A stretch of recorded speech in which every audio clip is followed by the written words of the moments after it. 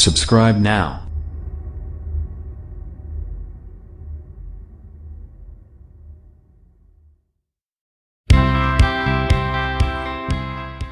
A researcher in Vietnam has demonstrated how he apparently fooled Apple Incorporated's face recognition ID software on its new iPhone X using a mask made with a 3D printer, silicone and paper tape.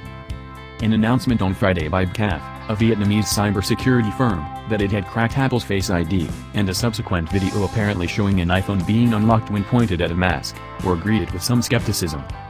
Ngo Duanan, Bkav's vice president, gave Reuters several demonstrations, first unlocking the phone with his face and then by using the mask. It appeared to work each time.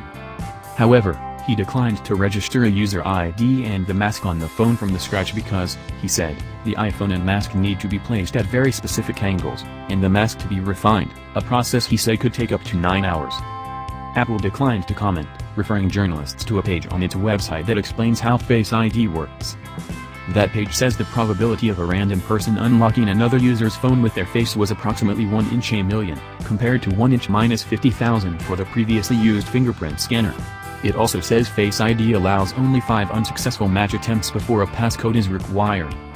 And acknowledged that preparing the mask wasn't easy, but he said he believed the demonstration showed facial recognition as a way to authenticate users would be risky for some. It's the first reported case of researchers apparently being able to fool the Face ID software. Cybersecurity experts said the issue was not so much whether Face ID could be hacked, but how much effort a hack required. Bkav said the research took about a week, and included numerous failures. The mask frame was made of plastic, covered with paper tape to resemble skin, with a silicone nose and paper for eyes and mouth.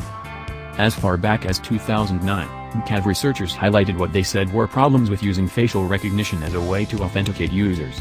They said then that they had hacked 3 laptop manufacturers which used webcams to authenticate users.